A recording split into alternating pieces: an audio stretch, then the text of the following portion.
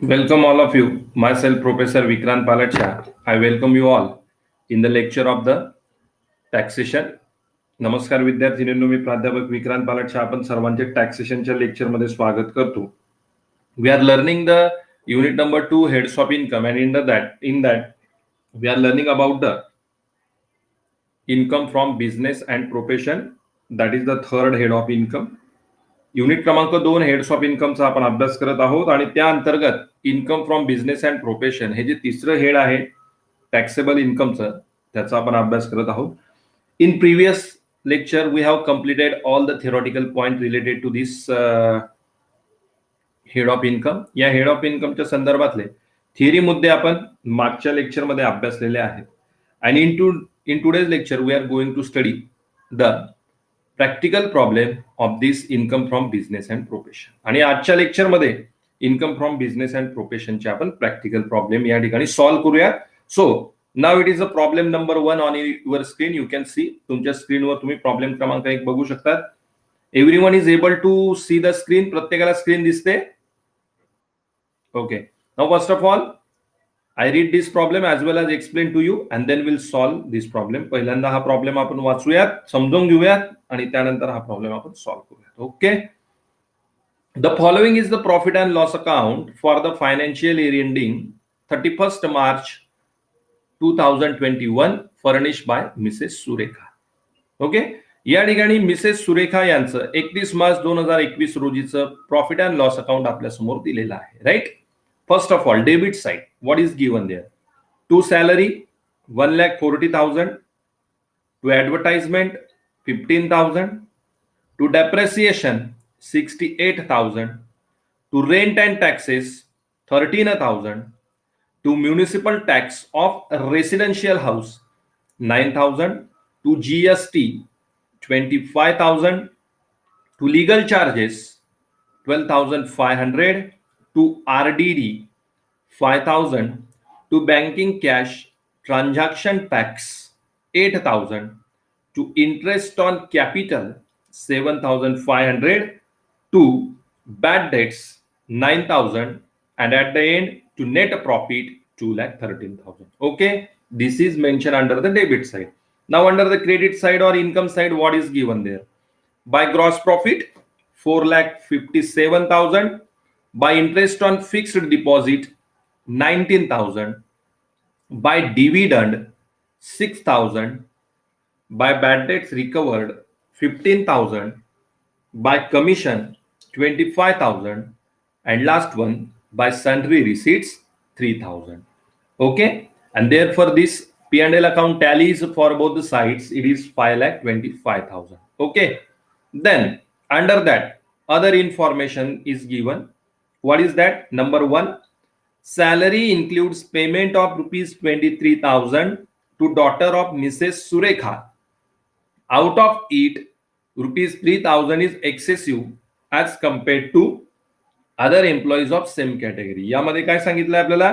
Mrs Surekha यांनी त्यांच्या daughter म्हणजे मुलीला 23,000 रुपये सॅलरी पे केलेली आहे, परंतु ही सॅलरी इतर कर्मचारी म्हणजे त्यांच्या बरोबरचे, म्हणजे मिसेस सुरेखा यांची जे डॉटर आहे त्यांच्या बरोबरचे जे इतर कर्मचारी आहे त्या कर्मचाऱ्यांच्या सॅलरीपेक्षा 3,000 जास्त आहे. Okay. Then number 2, allowable amount of depreciation as per income tax rule is 64,000. Income tax rule नुसार डेप्रिसिएशनची अलाउएबल अमाउंट किती आहे? 64,000. Okay. Number 3, GST includes 3,000 as penalty and rupees 2,000 interest for late payment of GST charged by the GST authority. The GST ची जी amount आहे या amount मध्ये 3,000 रुपये penalty आहे आणि 2,000 रुपये इंटरेस्ट आहे. आता का? तर जीएसटी ची अमाउंट ही उशिरा भरली म्हणून ही पेनल्टी आणि इंटरेस्ट जीएसटी ऑथॉरिटीने या ठिकाणी चार्ज केलेला आहे. Okay. And last one, number 4, bad debts recovered were written off in the year 2017-18 and admitted by the income tax department. जे बॅड डेट्स रिकवर्ड आहेत ते बॅड डेट्स रिकवर्ड 2017-18 या वर्षामध्ये राईट ऑफ केलेले होते आणि इन्कम टॅक्स डिपार्टमेंटने ते admit केलेले आहे म्हणजे त्याला परमिशन सुद्धा दिलेली आहे. And you are required to compute taxable income of Mrs Surekha from business for the assessment year 2021-2022. आणि मग ही जी काही माहिती आपल्या समोर दिलेली आहे, या माहितीवरनं आपल्याला मिसेस सुरेखा यांचं बिझनेस इन्कम या ठिकाणी कॅल्क्युलेट करायचं आहे. म्हणजे इन्कम फ्रॉम बिझनेस आपल्याला मिसेस सुरेखा यांचं या ठिकाणी कॅल्क्युलेट करायचं आहे. Okay, understood everyone this problem? Now we have to solve this problem. आता आपण हा प्रॉब्लेम सॉल्व करूयात. Okay, first of all give the heading computation of taxable income from business of Mrs. Surekha for the assessment year 2021-2022. Okay, give this heading, and now in this format we have to prepare this, we have to calculate this income. या format मध्ये आपण आता income calculate करूया. In the theory lecture we have discuss the format of the computation of income from business.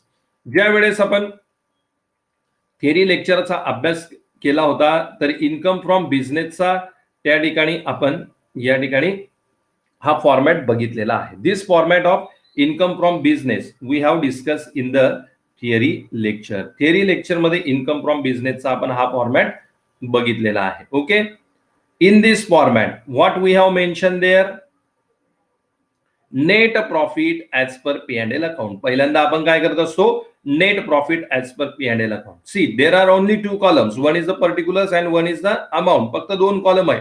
And first of all what to mention there, net profit as per profit and loss account. Net profit as per profit and loss account. आता तुमचं जर P and L account तुम्ही बघितलं problem मध्ये जे दिलेलं आहे, how much is the net profit in that, किती बरं त्यातलं net profit, can anyone tail?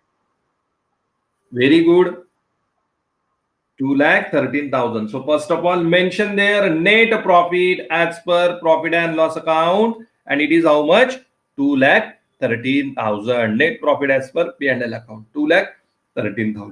तर पहिल्यांदा आपण काय केलेलं आहे, या ठिकाणी नेट प्रॉफिटची जी काही अमाऊंट होती ती नेट प्रॉफिटची अमाऊंट आपण या ठिकाणी दाखवलेली आहे.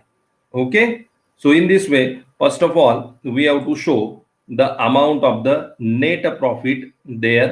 Okay, after recording the net profit, now the next thing that we have to do, it is we have to show there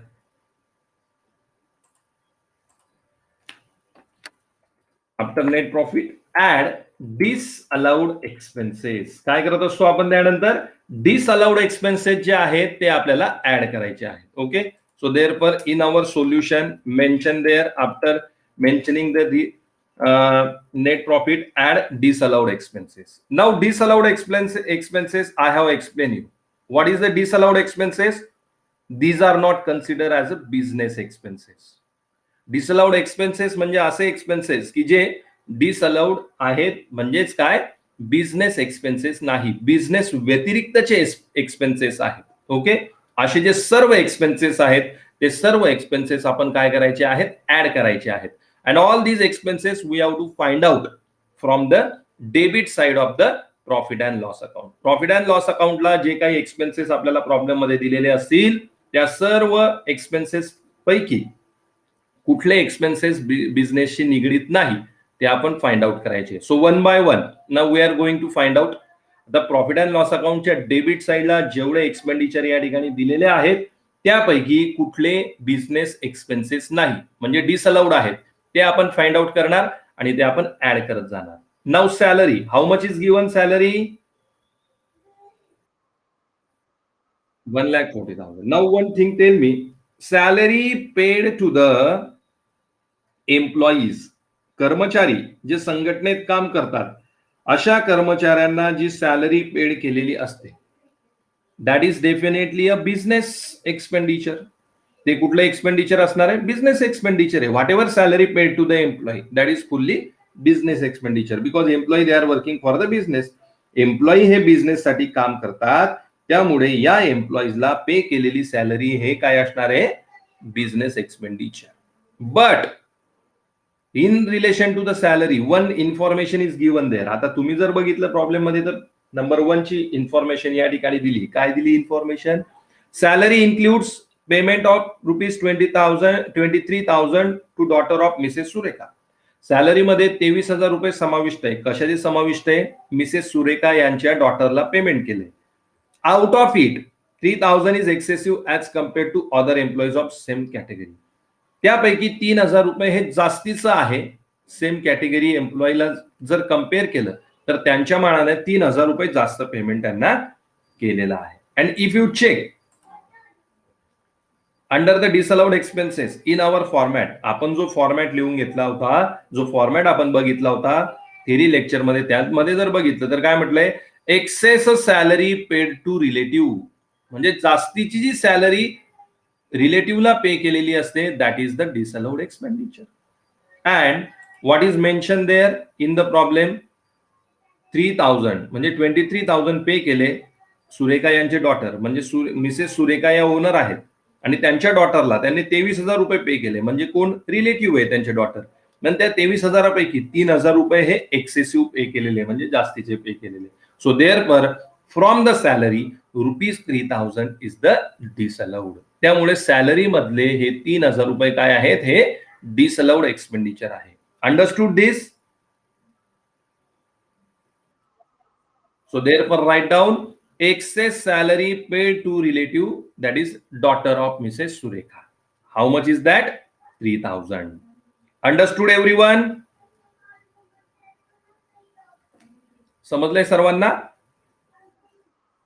Okay. Now next one, advertisement. Advertisement 50,000, that is fully business expenditure. Advertisement कशासाठी केली जाते? Business साठी केली जाते. त्यामुळे advertisement हा संपूर्ण business expenditure आहे. That is not included under the disallowed. तो डिसअलाउड मध्ये इन्क्लूड होणार नाही. ओके. Now next one, depreciation. How much depreciation? We have charge 68,000 in our P&L account. आपल्या P&L अकाउंटला आपण डेप्रेसिएशन किती दाखवलंय? 68,000. and as per income tax rule, now read the second adjustment. दुसरी ऍडजस्टमेंट वाचा त्या ठिकाणी, दुसरी इन्फॉर्मेशन वाचा. काय म्हटलंय? Allowable amount of depreciation as per income tax rule is 64,000. आणि इन्कम टॅक्स रूल नुसार डेप्रिसिएशनची जी अलोवेबल अमाऊंट आहे ती किती आहे? 64,000. And how much we have charge? 68,000. Means what? There is a excess of depreciation. आपल्याला फक्त 64,000 रुपयाची मान्यता दिलेली आहे इन्कम टॅक्स डिपार्टमेंटने, आणि P&L अकाउंटला आपण किती चार्ज केलंय, किती दाखवलंय? 68,000. म्हणजेच काय? Excess of depreciation of rupees how much?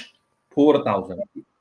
If you check in the format under the disallowed expenditure, see excess of depreciation, that is what?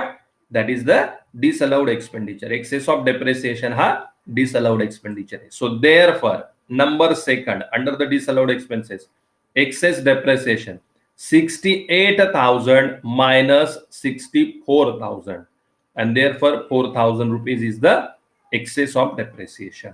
Understood everyone? Okay, very good. Now next one, rent and taxes. Rent and taxes, that is wholly business expenditure. Rent and taxes हा संपूर्णतः business expenditure आहे. That's why it is not consider under the disallowed. त्यामुळे तो disallowed ठरणार नाही. Now next one, municipal tax of residential house 9,000. काय त्या ठिकाणी? Municipal tax of residential house म्हणजे राहत्या घराचा म्युनिसिपल टॅक्स पेड केलेला आहे आणि तो बिझनेसच्या P&L अकाउंटला दाखवलेला आहे. So is it related to the business? मग हा बिझनेस एक्सपेंडिचर असेल का? Kindly tell me in the yes or no. Because this municipal tax it is paid for residential house, म्हणजे स्वतःच्या राहत्या घरासाठी त्यांनी तो म्युनिसिपल टॅक्स भरलाय, पे केलाय. म्हणजे त्याचा संबंध बिझनेसशी नाही, तरी सुद्धा ती अमाऊंट या ठिकाणी P&L अकाउंटला दाखवलेली आहे. That is shown in the P&L account. Therefore this municipal tax of residential house that is the disallowed expenditure. त्यामुळे हा एक्सपेंडिचर कुठला असणार आहे? disallowed expenditure. If you check in the format, we have mentioned there household expenses, म्हणजे स्वतःच्या घराशी निगडीत expenses. आता स्वतःच्या घराचा म्युनिसिपल टॅक्स म्हणजेच काय? That is the household expenditure. Therefore write down there Municipal tax of residential house. How much it is? 9,000. Municipal tax of residential house, 9,000. Understood, everyone? Okay. Now next one. GST. 25,000 to GST. GST that is paid for the business. GST हा tax कशावर pay केला जातो? बिझनेसवर pay केला जातो. But in the adjustment number 3, what is mention there?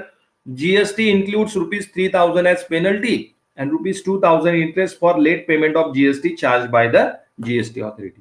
जीएसटीचं उशिरा payment केल्यामुळे ₹3,000 penalty म्हणजे दंड आणि ₹2,000 इंटरेस्ट त्या ठिकाणी चार्ज केलंय जीएसटी ऑथॉरिटीने. So if you look at in the format that we have discussed, see what is mentioned there. Penalty on GST, that is what?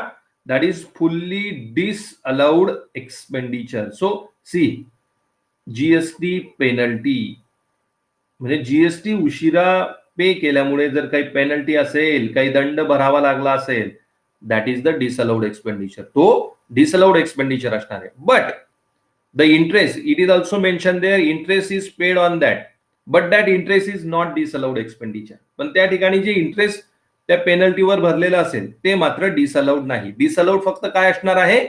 Penalty असणार आहे. त्यामुळे जी जीएसटी लेट फायलिंगची अमाऊंट असेल पेनल्टीची, ती अमाऊंट डिसअलाउड ठरेल.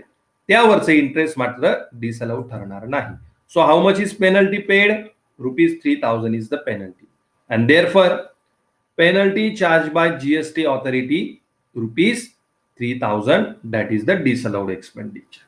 त्यामुळे ₹3,000 जी penalty charge केलेली आहे GST ऑथॉरिटीने, ती या ठिकाणी काय असणार आहे? Disallowed expenditure. Understood everyone? समजलंय प्रत्येकाला?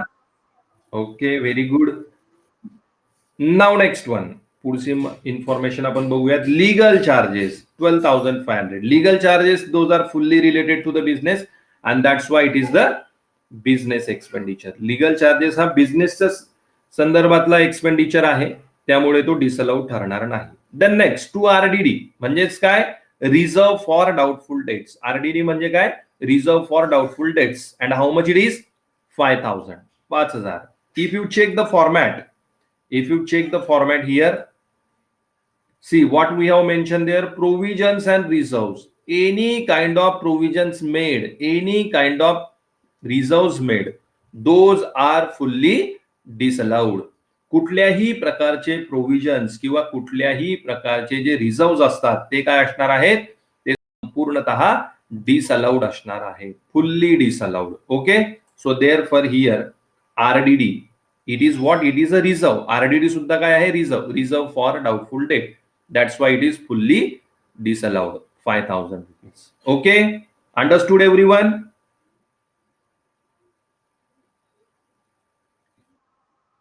Okay, very good. Now next one, banking cash transaction tax 8,000. That is related to the business. म्हणजे जेवढ्या कॅश ट्रान्झॅक्शन झाल्या असतील त्या वर बँकिंग कॅश ट्रान्झॅक्शन टॅक्स हा पे केलेला आहे. And cash banking transaction those are related to the business. बिझनेसच्या संदर्भातल्या ट्रान्झॅक्शन आहे, त्यामुळे this expenditure is related to the business. Therefore it is not included under the disallowed expenditure. त्यामुळे हा disallowed expenditure मध्ये ऍड होणार नाही. Then interest on capital. See, look at the format. Interest on capital that is also a fully disallowed expenditure. See, it is in our format we have written interest on capital, that is fully disallowed expenditure. That is the interest get by the owner on own capital. Therefore it is not related to the business. ओनरचं जे on capital असेल त्यावर त्याला interest मिळालेलं आहे, त्यामुळे हे जे काही इंटरेस्ट मिळालेलं असेल that is not related to business. ते बिझनेसशी रिलेटेड नसणार आहे. Therefore it is fully disallowed. So therefore write down interest on capital 7,500. Okay, understood this one also? Okay, interest on capital that is given in the profit and loss account. Interest on capital 7,500. And interest on capital is what? This is the amount received by the owner on own capital. ओनरचं जे स्वतःचं capital असेल त्या कॅपिटलवर हे interest मिळालेलं असतं. And therefore it is not related to the business, त्यामुळे हे बिझनेसशी संदर्भात नाही.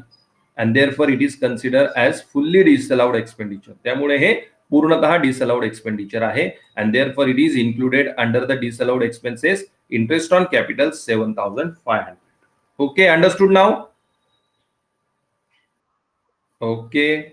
After that, next one, bad debts. Bad debts, that is related to the business. Bad debts means what? The debtors, those are not recovered. The amount from the debtors, that is not recovered. That is called as the bad debts. And therefore, it is fully related to the business. And therefore, it is not considered under the disallowed expenditure. Bad debts म्हणजे काय? की अशी amount जी debtors कडनं मिळालेली नाही, परत मिळालेली नाही. डेटर्स हे कुणाशी संबंधात आहेत? बिझनेसशी संबंधात आहेत. त्यामुळे बॅड डेट सुद्धा कुणाशी संदर्भात असतील? बिझनेसशी संदर्भात असतील. Therefore it is not a disallowed expenditure.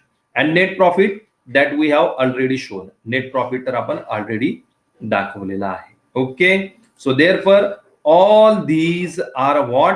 All these are the disallowed expenses. अशा प्रकारे हे सर्व जे आपण प्रॉफिट अँड लॉस अकाउंटच्या डेबिट साईड पासून या ठिकाणी फाइंड आउट केलेले आहेत की जे बिझनेसशी संदर्भात नाही, those are not related to the business. All these are what? All these are the disallowed expenses. हे सर्व काय असणार आहेत? डिसअलाउड एक्सपेन्सेस असणार आहेत. Okay, understood all of you? Now take down the total of all these expenses. या सर्व एक्सपेन्सेसची आपण टोटल घेणार आणि ती आपण नेट प्रॉफिट मध्ये ऍड करणार. If you take down the total, it comes to ₹31,500. तुम्ही या सर्व एक्सपेन्सेसची टोटल घेतली तर ती किती मिळणार आहे तुम्हाला?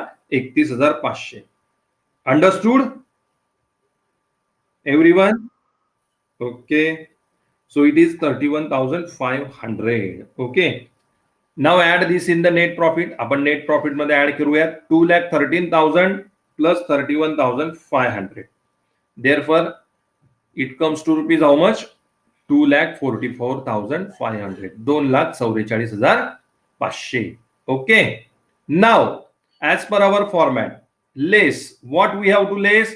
Expenses or losses allowed but not debited to the P&L account. Expenses आपल्याला अलाउड केलेले आहे, म्हणजे बिझनेसशी संदर्भात एक्सपेन्सेस आहेत पण P&L अकाउंटच्या डेबिट साईडला दिलेले नाहीत. असे एक्सपेन्सेस जर आपल्याला ऍडजस्टमेंट मध्ये दिलेले असतील तर ते आपण लेस करायचे आहेत. तर प्रॉब्लेम मध्ये आपण ऍडजस्टमेंट बघूयात. ऍडजस्टमेंट मध्ये सॅलरी P&L अकाउंटच्या डेबिट साईडला दाखवलेलं होतं. डेप्रिसिएशन आहे P&L अकाउंटच्या डेबिट साईडला. जीएसटी ते सुद्धा P&L अकाउंटच्या डेबिट साईडला आहे. बॅड डेट्स रिकवर्ड त्याचा संबंध क्रेडिट साईडशी येणार आहे. त्यामुळे हे जे काही ऍडजस्टमेंट दिलेल्या होत्या या सर्व ऍडजस्टमेंट P&L अकाउंटच्या डेबिट साईडला जे एक्सपेन्सेस दाखवलेले होते त्या संदर्भात दिलेले आहेत. अजून काही ऍडजस्टमेंट मध्ये असं एक्स्ट्रा एक्सपेंडिचर आहे का की जे P&L अकाउंटच्या डेबिट साईडला दाखवलेलं नाही? आहे असं काही extra expenditure in the adjustment? It is not there. असं कुठलंही एक्सपेंडिचर आपल्याला एक्स्ट्रा एक्सपेंडिचर दिलेलं नाही की जे ऍडजस्टमेंट मध्ये आहे परंतु P&L अकाउंटच्या डेबिट साईडला दाखवलेलं नाही. त्यामुळे असं कुठलंही एक्स्ट्रा एक्सपेंडिचर या ठिकाणी नाही. Then after that next one is what? Less income not taxable as business income but credited to the P&L account. अजून काय लेस करायचं आपण? इन्कम की जे बिझनेस इन्कम म्हणून टॅक्सेबल नाहीत, असे इन्कम की जे बिझनेस इन्कम नाहीत परंतु ते P&L अकाउंटच्या डेबिट साईडला दाखवलेले आहेत. The income those are not related to the business but those are shown under the credit side of the profit and loss account. Those incomes we have to deduct. ते income आपल्याला या ठिकाणी deduct करायचे. Now look at the income side. आता आपण income साइडला बघूयात. Gross profit 4,57,000 that is fully business income. Gross profit हा बिझनेस इन्कम आहे. ग्रॉस प्रॉफिट कशा संदर्भात कॅल्क्युलेट केला जातो? बिझनेसच्या संदर्भात कॅल्क्युलेट केला जात असतो. That's why it is a business income. Okay, now next one, interest on fixed deposit. If you check in the format, interest on fixed deposit, see it is not related to the business.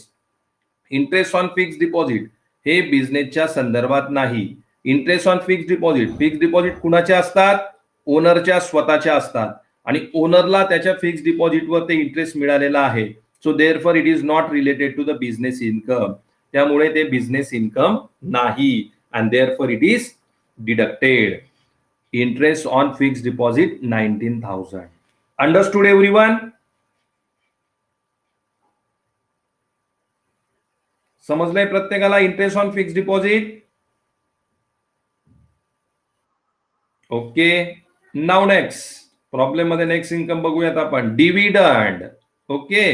Dividend. If you check in the format once again, any kind of dividend received, okay, that is also not related to the business. See, dividend received, that is not related to the business income. याचा सुद्धा संबंध हा business इन्कमशी नसतो. That's why it is also deducted. That is not a business income. So therefore dividend, if you check in the problem, how much is the dividend? It is 6,000. So therefore dividend 6,000. That is also deducted. Understood everyone about the dividend? डिव्हिडंडच्या संदर्भात समजलंय प्रत्येकाला?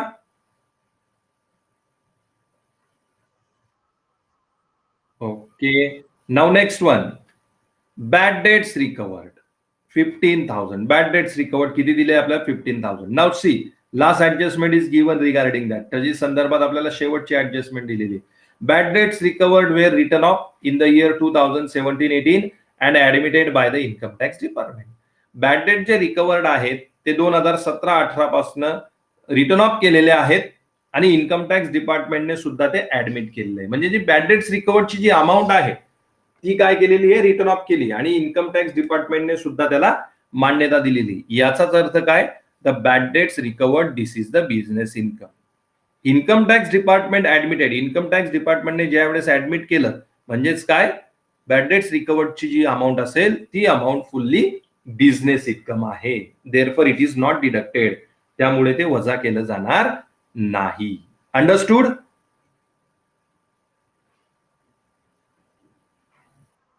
Okay. The next one, commission. That is commission received 25,000. Commission is fully related to the business. बिझनेसला मिळालेली commission म्हणजेच काय? That is business income. ते business income असेल. So therefore that is not deducted. And last one, sundry receipts.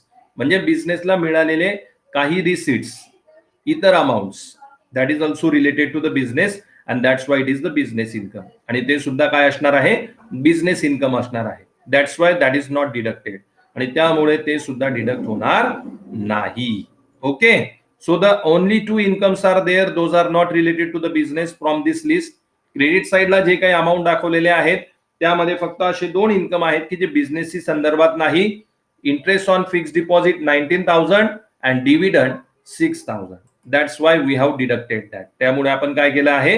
हे सर्व income, हे दोघं इन्कम या ठिकाणी डिडक्ट केले. So therefore how much is the total of these two? 19,000 plus 6,000, that is 25,000. So we have to deduct 25,000. So therefore 2,44,500 minus 25,000. How much left? 2,19,500. 2,19,500. That is what? Taxable income from business. Okay? Of Mrs Surekha. अशा प्रकारे Mrs Surekha यांचा आपल्याला taxable income या ठिकाणी मिळालेला आहे. किती? 2,19,500. 2,19,500. Everyone understood this? समजलं प्रत्येकाला? Any difficulty here?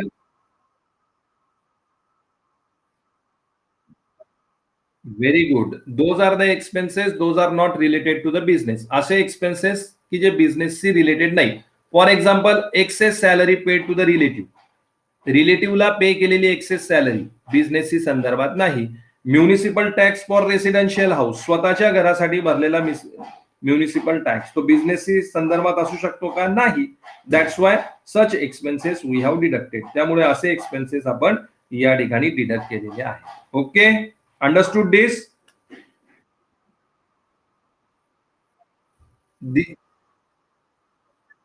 Very good. These are the incomes, those are not related to the business. असे इन्कम की जे बिझनेसच्या संदर्भात नाही. For example, interest on fixed deposit. Fixed deposit कुणाचे आहेत? ओनरच्या स्वतःच्या आहेत. ओके. आणि त्यावर इंटरेस्ट मिळालाय, मग ते बिझनेसचं इन्कम ठरू शकेल का? नाही. That is not a business income. That's why it is deducted. Okay. Now any other student have any difficulty here? कुणाला अजून काही शंका आहे? Bad debts recovered. Okay, bad debts recovered. आता बॅड डेट्स रिकवर्डचा प्रश्न आपल्याला पुढच्या प्रॉब्लेम्स मध्ये सुद्धा येणार आहे. काय म्हटलं या ठिकाणी बॅड डेट्स रिकवर्ड दिलंय 15,000 आणि काय सांगितलंय bad debts recovered were return off in the year 2017-18 and admitted by income tax department.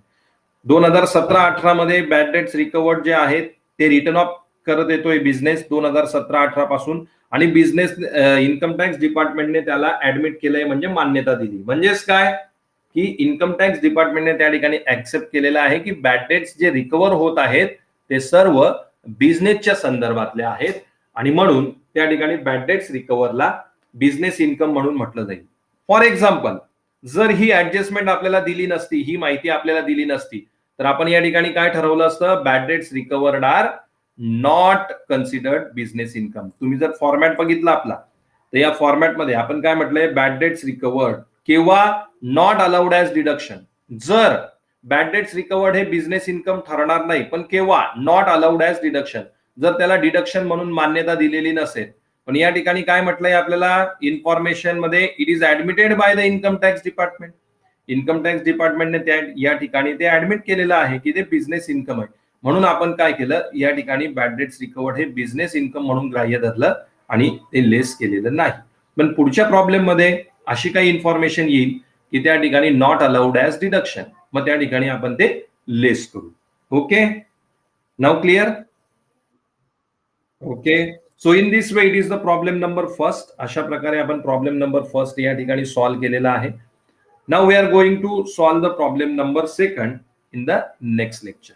पुढच्या लेक्चरमध्ये प्रॉब्लेम नंबर सेकंड आपण सॉल्व्ह करूया. Okay, for this lecture we stop here and in coming lectures we will solve some more problem related to the income from